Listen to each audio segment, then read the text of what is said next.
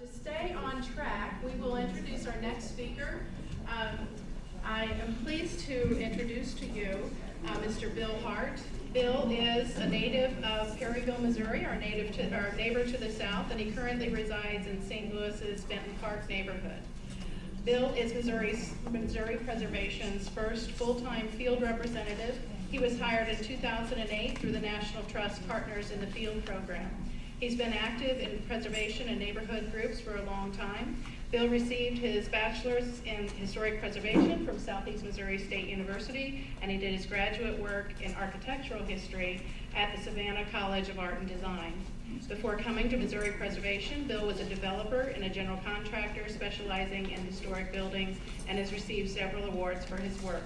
Bill has a special interest in documenting the vanishing roadside architecture of Missouri in the form of the preservation of barns and farm buildings. Please help me welcome Bill for his presentation, Assessing Rehabilitation Needs and the Cost at Local Properties for Sale. Bill Hart. So, let's see. Here we go.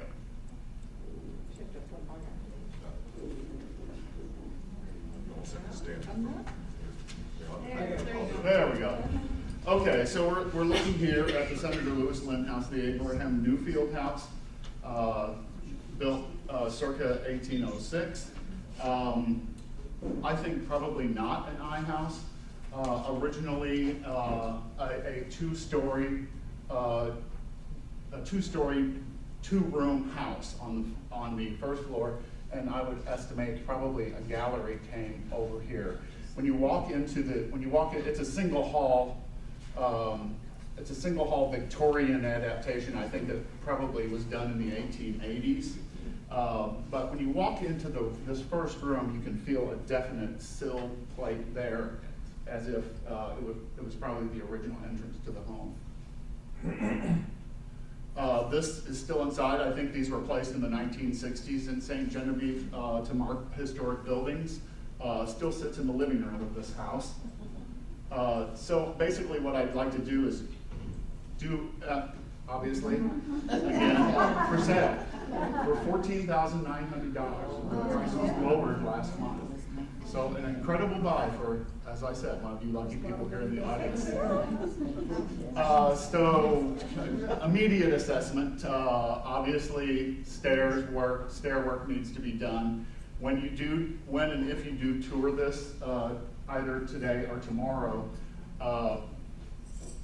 probably only one person on the porch at a time. You can see that it's cordoned off a little bit. It has handrails. I don't think it's totally unsafe, but I don't think that it could really hold a lot of weight at this time. Are those columns actually bowed that much, or is that the screen? It's the screen. It's the Okay. screen. Actually, it's a pretty square house and in pretty good condition for its age. When is it? How old? Tell us again the dates. It was built circa 1806. Wow. Yeah. So and actually lived in by Abraham Newfield until the 1820s, and then occupied by Senator Lynn from the 1820s until the 1840s, when he died here in St. Genevieve in the 1840s. Original foundation stones seem to be in pretty good condition, with minimal pointing needed to the joints. And the windows, actually, for a house this old, interesting 9/6 window configuration. Gutters seem to be in good shape, and the roof also seemed to be in good shape. So not a major investment in any of those. This is the back porch. This was added on. There's evidence on this back portion. We didn't go doing a lot of digging, but there is evidence that this probably is a vertical log structure underneath the siding. Here again, as you're walking into the front door, a pretty stable staircase. This being to the left here, where I think the original entrance to the house was from the outside. This is the front room to the right as you walk in the front door. It has beautiful plush carpeting. And it's the wiring's been updated, and it's been re-drywalled, although I don't know, it's probably sufficient for now. But it all depends on what kind of renovation you would be interested in doing at this house, and I'll go over that a little bit later. Here's the room to the left. Interesting, probably in the 1880s is when I think this became the I house, as it's identified. They put a tin ceiling in this front room, and it has interesting kind of knotty pine paneling on the right-hand side, underneath of which you can see some original limestone chimney stones. Here again is the chimney. Truncated here because they needed to vent the furnace from the basement. So you could probably put a fuel efficient, one of the new fuel efficient furnaces in, take out the added on flue, and have a nice open fireplace there again in the living room. This is the room in the back of the house on the right-hand side of the hallway. And the kitchen to the left-hand side of the hallway. There's a lean-to on the back of this building that you can see not very well here. Can we get some of the lights down?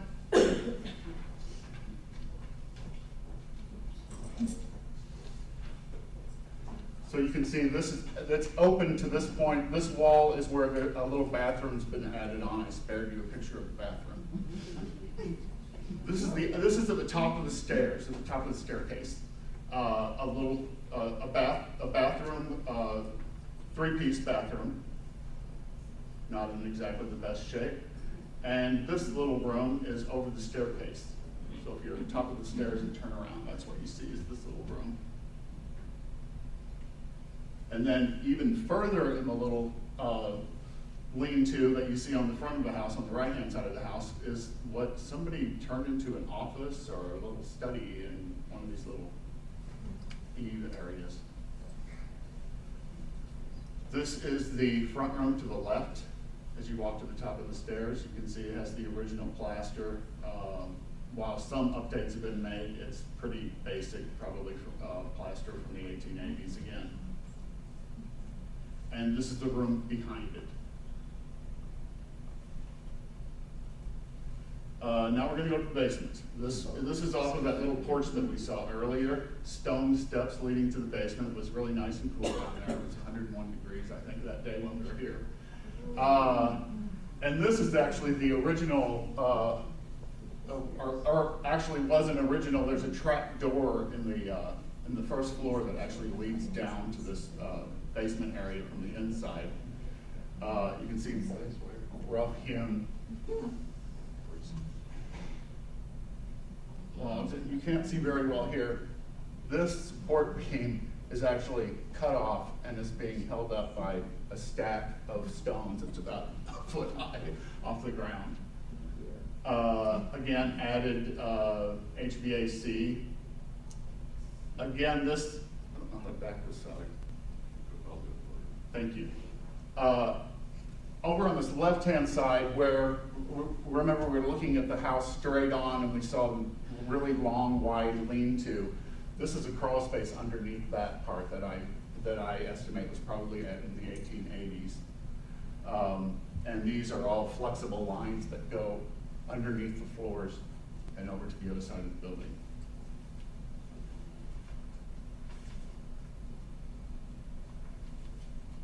Another one of the supply lines. A couple of outbuildings. This looks like it was actually, might have been a servant's quarters at one time. You can see the plaster and lath on the left-hand side. If this is an eligible, or if this is a contributing structure in the National Register District, it is eligible for tax credits for restoration, for renovation.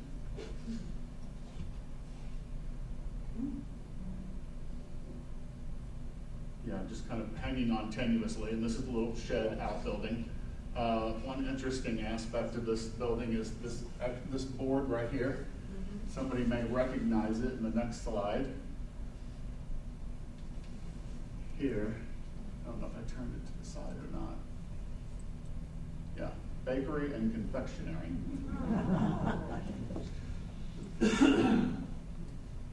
Okay, so then we're going to talk about defining techniques, restoration versus rehabilitation.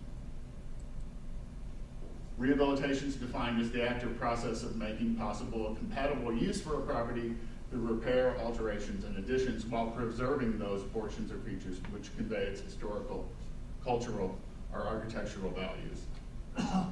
And on the other hand, restoration,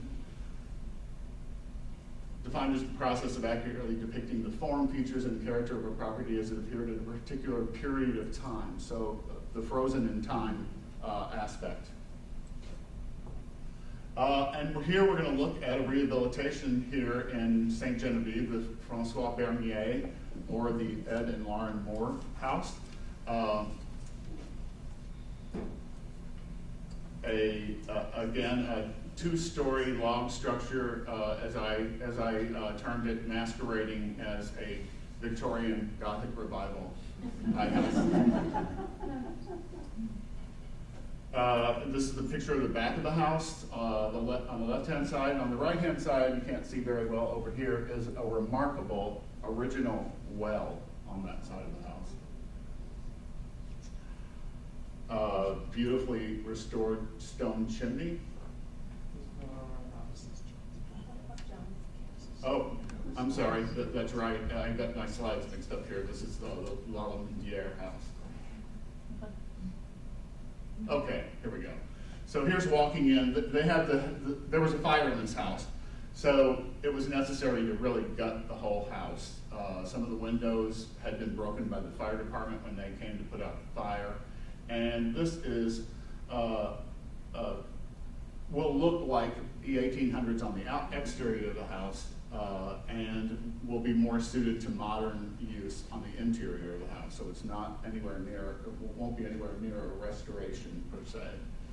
Here you can see some of the vertical log walls from the inside from the original configuration of the house.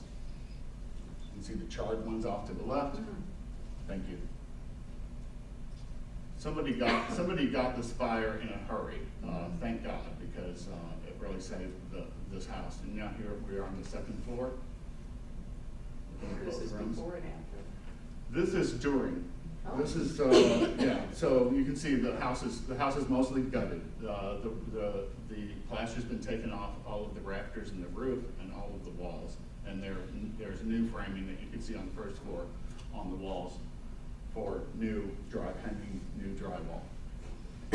More of a restoration. Now, I can't say this is truly a restoration because Dr. Stepanoff, one of my historic preservation professors, is in the audience, but this is probably the nearest to a restoration of a home that you're going to see that's also suitable for modern purposes, e.g. electrical wiring and interior plumbing. It's the Antoine Lalumiere house, or as we say in Ste. Genevieve, the Lalumiere house. Beautifully restored by John Carroll and his general contractor. You can see it's restored standing seam roof. There was a lot of original bones, but you can see the house was not without its problems. This I took from a photo album that has actually, and the sill plate actually was rotted and had to be replaced. He replaced it with the exact same Missouri red oak, or white oak that the house originally had. The uprights had to be replaced on the gallery porch, but you can see, well, you can barely see that the original beams were intact still there on the porch even. Here you can see the ceiling rafters poking through the outside wall here on the front porch, and you can see the pegged construction. And the beautiful fireplace from the inside now that we just saw from the outside. And you can see the walls here, is the general contracting showing me that all of these vertical log walls were actually mudded over again, or actually restored to the way they looked originally. Just a comment, one of the interesting things they did, they pulled bousillage out and actually softened it again and put the back end.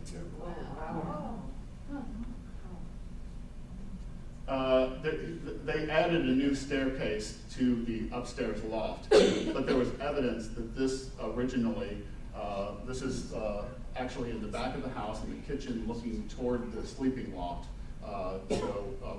We put the ladder back up there, and you can crawl, you can actually do the steps, but you can actually still crawl as the original inhabitants did up to the sleeping loft in this house. Here is looking to the top of the sleeping loft as I was climbing up the ladder, and this is the new added staircase. You can see the ceiling, even the ceilings, those are plywood inserts, but the original posts holding the original roof trusses holding the roof up there. So, where's the money for this? I would estimate to renovate, to do a gut rehab of the Lewis Lynn house would probably cost between $50 and $75 per square foot to renovate. It could be more depending on what you found, because if anybody else here has restored a home, then you know that you never know what you have until you open up those walls and are in that discovery phase. So I would say a high-end renovation of a historic building may be even $100 per square foot. The tax credits are still the biggest viable financial incentive to renovating buildings in Missouri. They were established in 1998. They offer a 25% tax credit on qualified rehabilitation expenses. They can be coupled with federal tax credits, which are 20% of qualified rehabilitation expenses. So they can, but the difference being, whereas the state offers the 25% tax credit for any building that's on the National Register and meets the criteria, the federal credits can only be used for income-producing properties. That's broadly defined as it could be an office building, a commercial storefront, it could be rental property that you own. It could be an apartment building or just a rental house if you wanted to use this as a rental house. The Missouri credits are nice in that they can be sold or transferred. They can be transferred, and actually when I was a developer, I used my tax credits as a lot of times with the bank as my equity investment in the property. So you sign a promissory note to the banker saying that you'll sell the tax credits maybe 85% on the dollar, 85 cents on the dollar in exchange for a written down equity portion investment. The Missouri charges an administrative fee of 2.5% of the credits received, and the federal fees on a sliding scale, which is, again, a minimum of 0 and a maximum of $6,500. Qualified rehabilitation expenses, or QREs, are generally all improvements of the historic building associated construction costs. Things that are not eligible, that are not QREs, are additions, acquisition, marketing costs, site work, non-permanent building improvements. Any additions. Landscaping is not a qualified rehabilitation expense. Appliances, things that can be removed, window coverings, things like that. So furnishings, appliances, site work are not QREs. If you wanted to put in a new sewer lateral, I think they give you the first 6 feet out of the building, but that's it. QREs are based upon Section 47 of IRS Code and the DED guidelines. The Department of Economic Development administers this program. And generally, I would say QREs equal about 90% of a project. So it's a sizable portion. So just for ease of numbers, let's take $112,000 in project costs. So you have, of your 112, you have your 90% qualified rehabilitation expenses, $100,000, you get a $25,000 Missouri tax credit minus your $625 administrative fee. You get a $20,000 federal credit with $875 in federal review fees. You can sell your state credits or transfer your credits and receive 85% on the dollar. Sometimes it's higher, it just depends on who you find. Typically, what the bank does with the tax credits is makes a market in them. Banks have private clients. They'll sell the tax credits that they bought from you for 95 cents on the dollar to their private clients, and everybody's happy. So, or you can use either of them for your taxes owed until they're used up. For the current year, and then 3 years prior, and 10 years after the project completion, you can still be using the tax credits. Basic requirements for using the historic preservation tax credits. The qualified rehabilitation expenses must exceed 50% of the purchase price. That's for the state. The federal, it's 100% of the basis of the building. So if you bought a building for, let's say, $12,500 or $14,500. Yes, Let's see, where was I here? Oh, so you have to be for the federal credits, you have to reinvest at least the $14,500 back into the building. Only, half of that for the state credits. They must be listed on a National Register of Historic Places or as a certified contributing building in a designated historic district. So they must be a contributing structure within the St. Genevieve Historic District in order to be getting credits.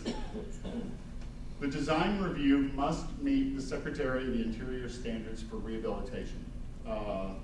Just for, if you're interested, I don't have enough for everybody, but I do have in the back, on the back table, some information, basic information about the state credits, another basic sheet about federal tax credits, and there's something that I call the grid that compares the state and contrasts the state with the federal tax credits for the information. And then there are several copies of this book, which are the illustrated guidelines for building rehabilitation, the Secretary of the Interior standards for rehabilitation of historic buildings, sort of the 10 commandments of historic building rehabilitation. So your application must be submitted before any work begins on your projects. You submit photos, floor plans, and a scope of work. You submit the documents at the end with a complete set of photos for comparison to your before pictures so that the state can see that you've done what you said you were going to do to the building. Detailed cost accounting to verify expenses and payments before the credit is issued. So a CPA needs to look at all of your expense documents. The application process. Determine its historic eligibility for this district, and obviously you don't have to prepare a National Register nomination. It's already listed on the National Register as a contributing structure. And provide proof with your tax application. Estimate your project cost to meet your basis test. Gather ownership information. They'll want your legal description, the owner's name, tax ID, and contact information. A copy of your closing or settlement statement or a proof of purchase amount. And if you were given the building for $1, that's cheating. You can't pass the threshold by doing $2 worth of rehabilitation. You'll have to get a certificate of value from an appraiser. Then you must complete Part 1A of the Missouri application in order to be approved. This all sounds like really a lot of stuff. It's not really rocket science.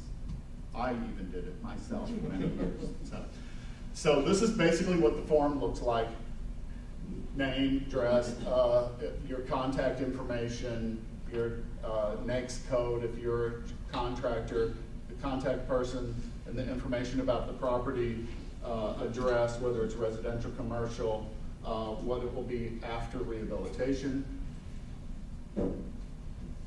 Then property legal description, the owner information, if it's different from the applicant, the historic eligibility, the proof that it's on the National Register, either singly or contributing structure in the National Register district. And then they give you 2 years to do, you could do, I mean, let's say you did your tax credit application in October, and you're probably not gonna incur very many expenses in the first year. Most of your expenses will be in the second year. It's not unheard of to get an extension after that second year either in order to complete restoration, because it does a lot of times take longer than expected. Then there are other types of incentives that you might be using, federal historic preservation credits, enterprise zone credits, neighborhood preservation credits, local community development block grants, brownfields, things like that.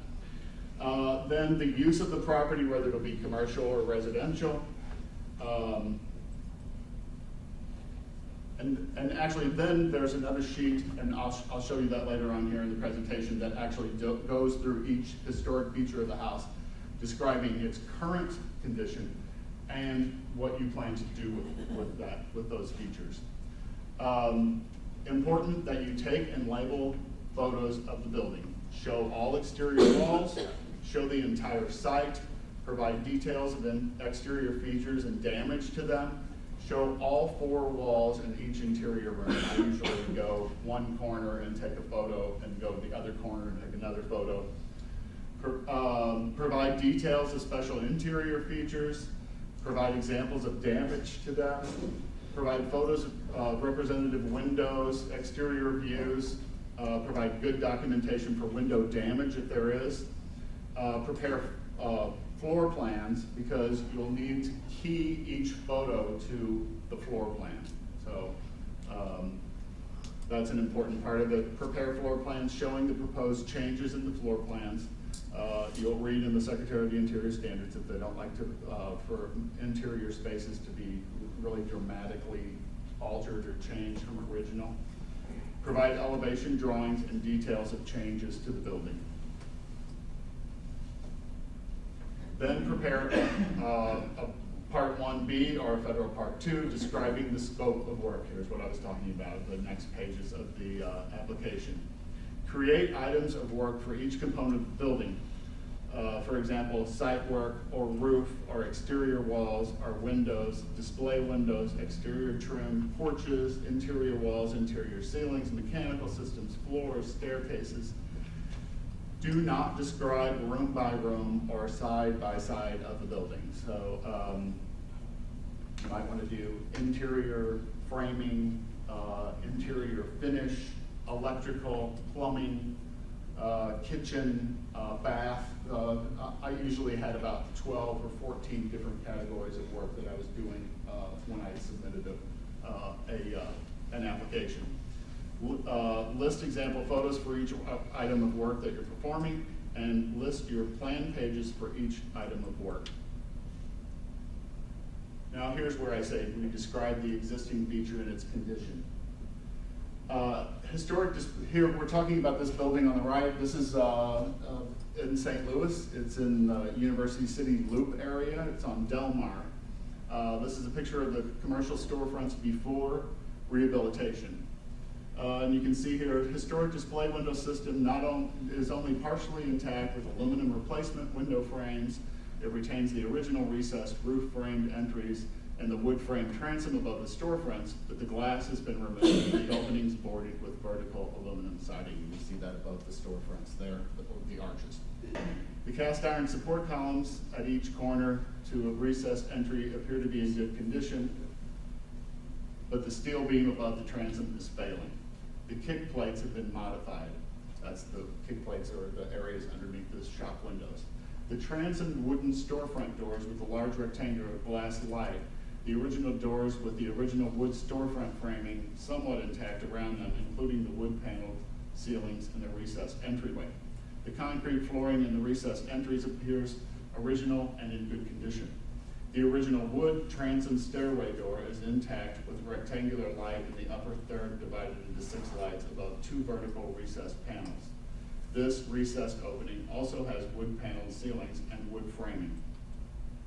Now here's what you're going to do to it. Here's the building after the restoration of the fronts. The display window systems will be carefully dismantled to allow for any structural repairs. The remaining historic details of the framing and finish have been carefully documented and measured, and all finished framing and kick plates will be designed to replicate the original configuration and details. The display windows will be insulated glass units. So you can see where they took the siding off the top of the transoms above the store windows. You can see where the siding's been taken off of the second floor dormers to reveal a sort of Tudor look. The transoms will be repaired with new glass and repainted. The historic doors will be stripped, repaired, and painted with missing glass replaced and have new hardware installed as needed. Severely damaged doors will be replaced with doors milled to match the historic doors.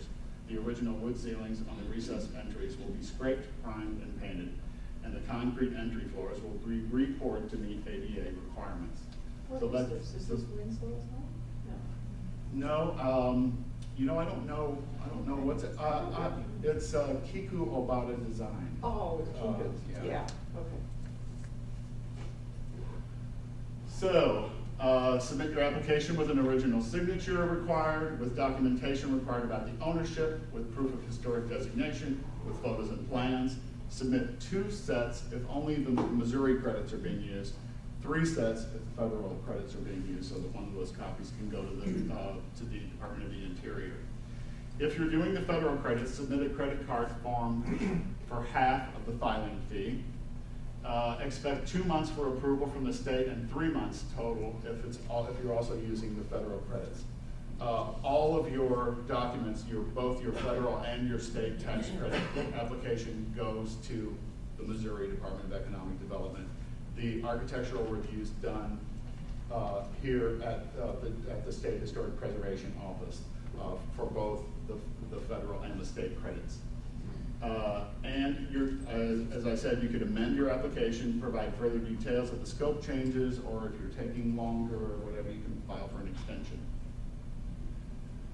When you're finished, take photos of your finished work from the same views as before, label your photos and key your finished floor plans as before, complete a Part 2 for Missouri and a Part 3 of the federal application, prepare the credit card form for the balance of the federal filing fee, submit final application for review of work, 2 sets at Missouri, 3 sets at federal. You'll also receive Missouri approval. You'll only hear if there are conditions before it can be approved. You will receive a signed federal approval. And design approval from the State Historic Preservation Office, or SHPO, takes 2 months, 3 months if you're also incorporating the federal credits. Your cost certification. If it's under $250,000 that you've spent on your project cost, assemble your invoices and proof of payments, prepare an expense form, hire a Missouri CPA to review, and make sure the materials are assembled properly and that they add up. There are no bartered expenses, and no cash payments will be considered for any of the tax credits. If it's over $250,000, you have to do a 100% credit, which is a little more arduous. You submit your cost certification identified by address and project number to the DED. You answer queries done by email from DED accountant and staff for application, or your application will be put on hold. And the Department of Economic Development accountant reviews your cost certification as well and makes sure the bills are all paid by the applicant. The DED reviews contracts and legal documents such as developer fee agreements, promissory notes, corporate structure for members. Other Missouri agencies check to see if you owe back taxes and will deduct it from your credit amount, and make sure that your business is in good standing with the Missouri State Secretary of State. You'll pay your administrative fee when you're billed of 2.5%. You'll get your tax credit. It looks, when I got my first one, it was a letter from the DED, and I thought, what is this? You know, that was my tax credit, and it listed what my tax credit was. And you use your tax credits again, or sell if you have the Missouri credits and are so inclined. And obviously, take pride in your accomplishment. and in saving and reusing historic buildings. Questions? It's a good thing I was on. It's a good thing I was on slideshow instead of here. I had to like speed through it. It's not a daunting task. It really isn't. It's pretty easy. As a matter of fact, if anybody is interested, I would be happy to come down to St. Genevieve and go over the application process. If there are contractors who are homeowners who are interested. And it's not just for big developers.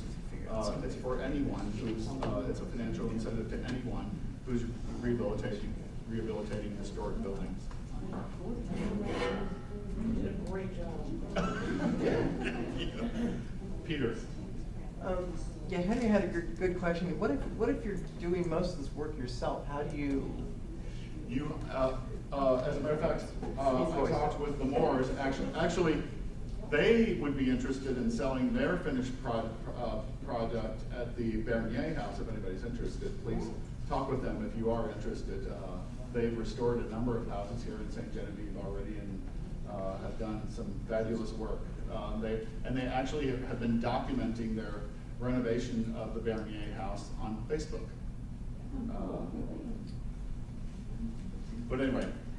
So how do you, if you do the work yourself? If you do the work you don't have yourself, you have to invoices? pay yourself, and you have to pay taxes from paying yourself. So you kind of want to weigh the difference, you know.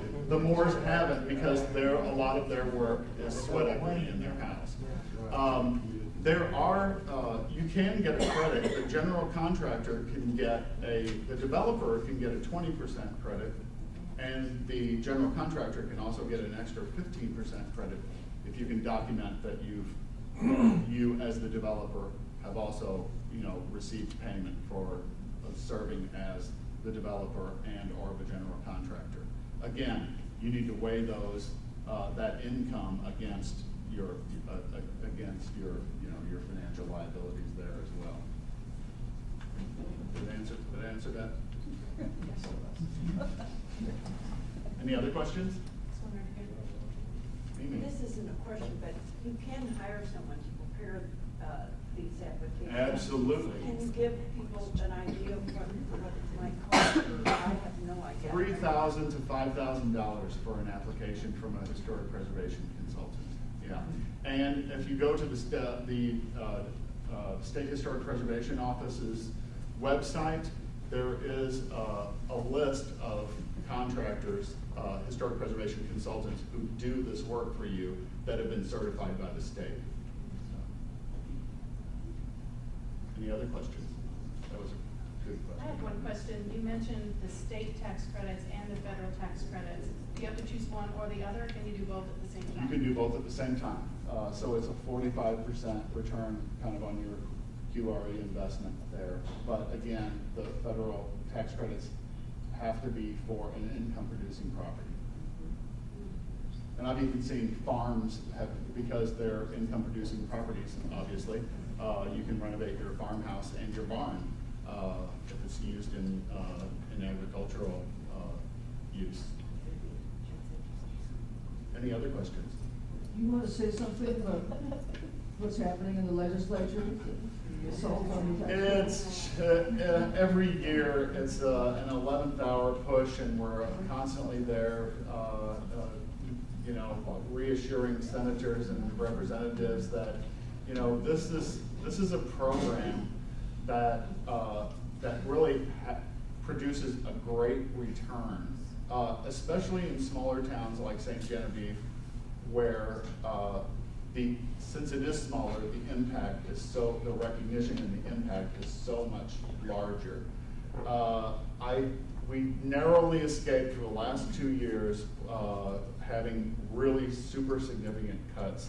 I noticed that this year the redemption rate is significantly lower, so I'm hoping that the status quo will keep the legislators from trying to cut further, since there has been a lower redemption in the amount of credits that have been used. Of course, you have to figure in the economic downturn of in the economy as well. as a contributing factor in that. And do you have a sense of what percent of those tax credits are for just people restoring buildings that they're going to live in as opposed to those that are going to be income producing? The state, I think about 60-40, because the big cities do use a lot of the tax credits. But it's the larger percentage is, you know, private homeowners. Not dollar wise, but application wise. Sir? Not a question, but sort of observation. That 50 years ago when this program started, it was simply a program to identify prehistoric sites, meaning Indians, historic sites, sites that are significant due to the history of the state or the nation, and architectural sites. And all we were going to do is identify these, file a list, create a registry, prevent federal funded projects, highways, from tearing down Missouri's heritage. And it's kind of interesting how this thing's evolved in 50 years to really an economic program. I'm all for it. I'm glad it's there and encourages it.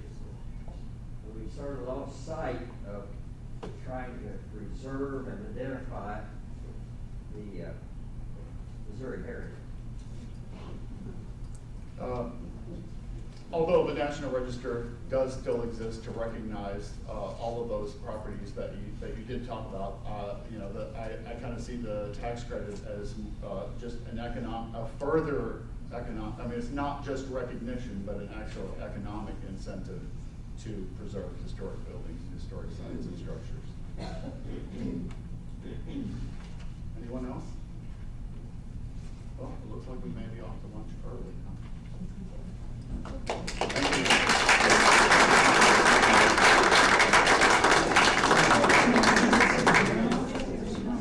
Okay, I have a special guest speaker who would like to say a few words before we break for our lunch. And before I do that, I want to call your attention to a couple of items that are in your information packet. One is a white sheet that looks like this. It's called the On Your Own Tour. It has several photos, before and after photos of some of the projects that Bill mentioned in his presentation. And it also shows the Senator Lynn house, which is the first house that he described today that is available for restoration or renovation, right. So that's the On Your Own Tour. And the other item is the blue tour list. These are the homes that will be part of a formal tour tomorrow. There are 5 homes and a 6th, which is the mystery tour. And this is in your packet. This will be part of the formal conference program tomorrow. So this afternoon when we break to go to Tim Conley's house for a reception, you will have some time, if you choose to do so, to take in some of these other On Your Own Tour locations. The other thing I want to point out is that all of the comments and presentations here today will be available through our local Channel 7 and 98 in a recorded format for those of you who would like to view it, or perhaps if you have friends who could not be here today and they would like to view it. Those are available. I'm about to give you a phone number, so have your pens ready. You can call the St. Genevieve Community Access Television phone number, and that is area code 573-883-7675. I'll say it one more time. It's area code 573-883-7675. And just let them know that you were interested in the history conference by the Foundation for Restoration of Ste. Genevieve. And with that, I give you Elizabeth Gentry Syed, who would like to make some remarks about an upcoming event that they're hosting.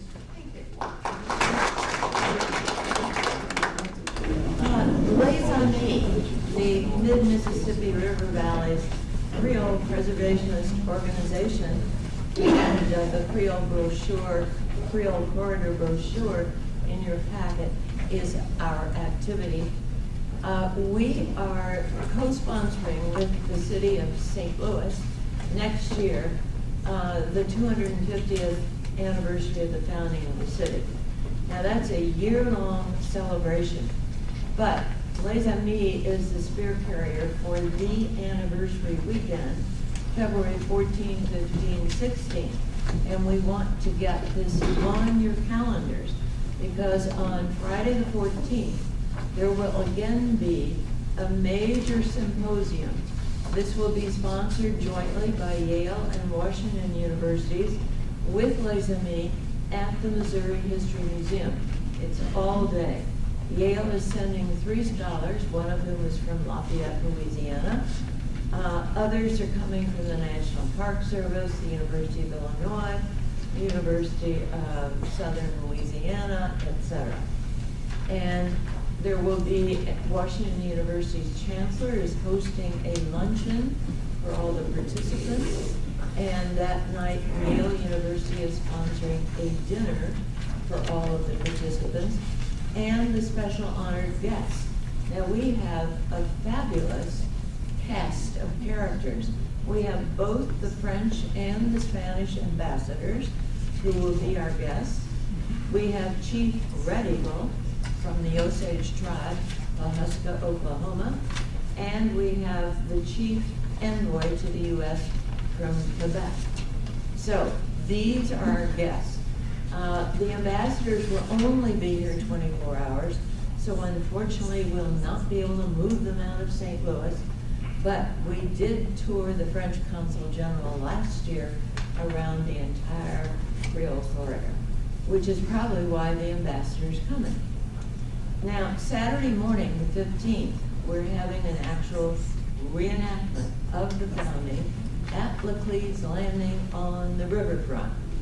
And out of respect for the Farmer's Almanac's prediction of the weather that day, it's going to last 15 minutes. But we're quickly going to move up the block a couple of streets to where the French ambassador will then unveil a set of newly added French street signs to the original streets of the Creole village of Saint Louis. And there will be interpretive placards attached to each street post explaining in French and English why there's Blanc Bleu and Blue L'Église, etc. So this is like the New Orleans French Quarter on a smaller scale, but it's going to be terrific. Then we are moving with the Spanish ambassador, because we have to do something with him, and we have very little Spanish relics left in our Spanish colonies. So we're going to the site of Fort San Carlos, which is now the Ballpark Hilton, and that is where the only American Revolutionary battle was fought west of the Mississippi, won by the Spanish militia with help from St. Genevieve. So that's the Spaniards' big war. At which time we are finished. But remember, 14th and 15th, next February, San Luis.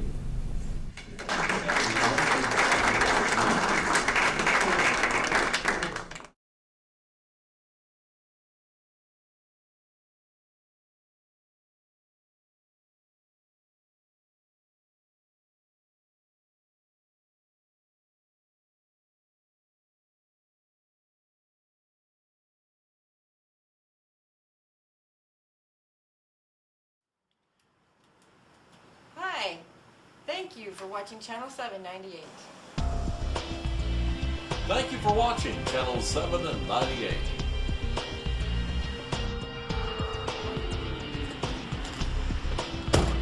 Hi, thank you very much for watching Channel 798.